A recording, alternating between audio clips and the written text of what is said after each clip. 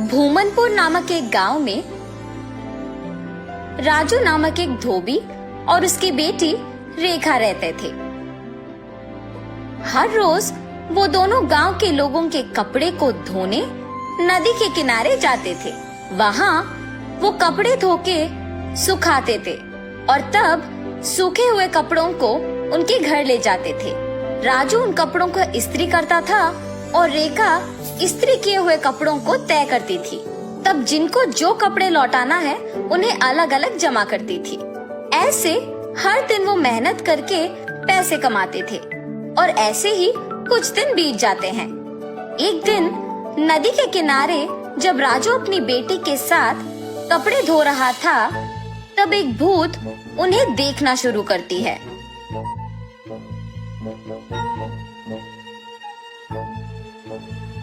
न जाने मैं कब ऐसे कपड़े पहनूंगी। ऐसे उन कपड़ों के पास जाकर उन्हें पकड़ने की कोशिश करती है, लेकिन उन्हें पकड़ नहीं पाती है। तब क्या मैं इस कारण इन कपड़ों को पकड़ नहीं पा रही हूँ कि मैं एक भूत हूँ? ऐसे सोचकर राजू की बेटी रेखा की ओर देखती है। बिना कुछ सोचे समझे उसके अंदर घुस जाती है।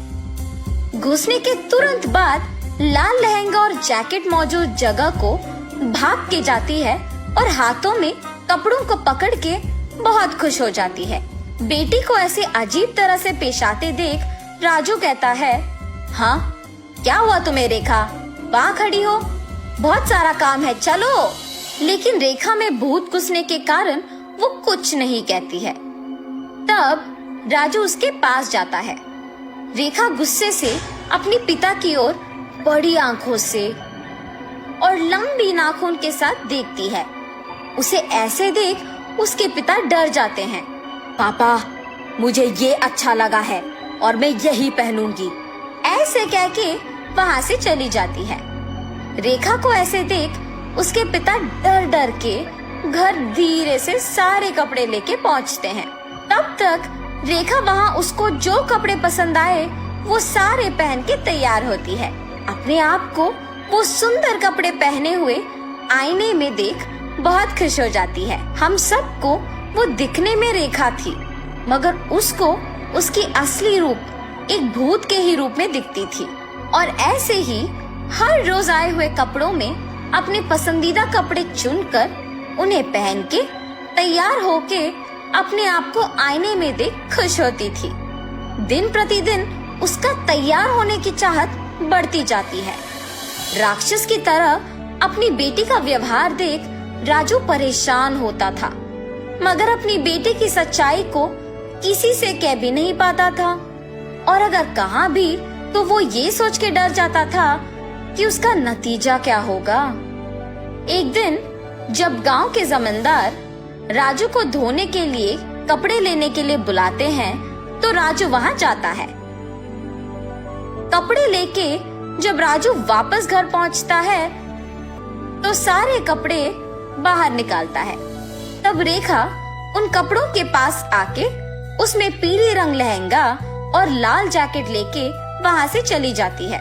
जब राजू को कपड़े लौटाने का समय आया तो वो देखता है कि उसमें पीली लहंगा और लाल जैकेट नहीं है। तब वो सोचता है कि जरूर ये रेखा के ही पास होगा।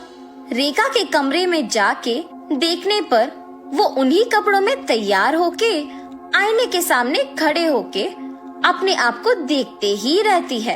आईने में भूत का डरावना चेहरा देख राजू डर के मारे चिल्लाता है, हाँ? तुम यहाँ क्या कर रहे हो? राजू उसके ऐसे पूछने पर कांपते हुए कहता है, अम्मा, आपने जो कपड़े पहना है वो जमींदार की बेटी की है। इनको आज उन्हें लौटा देना है, कृपया उन कपड़ों को दे दो। हाँ? क्या? कपड़े? बिल्कुल नहीं दूंगी, जाओ यहाँ से। ऐसे कपड़े उनके पास बहुत होंगी, अगर आप अभी इन कपड़ों को वापस कर देंगे तो और भी कपड़े लेके आऊंगा। अब अगर मैं इन कपड़ों को नहीं लौटाऊंगा तो मेरा व्यापार नहीं चलेगा। मैं हाथ जोड़ के विनती करता हूँ, वापस कर दो, तुम मेरी बेटी नहीं हो। हा हा हा, सही पहचाना। हाँ, मैं तुम्हारी बेटी नहीं हूँ। ऐसी और कपड़े हैं? हाँ, बहुत सारे। तो फिर इन कपड़ों की मुझे क्या जरूरत?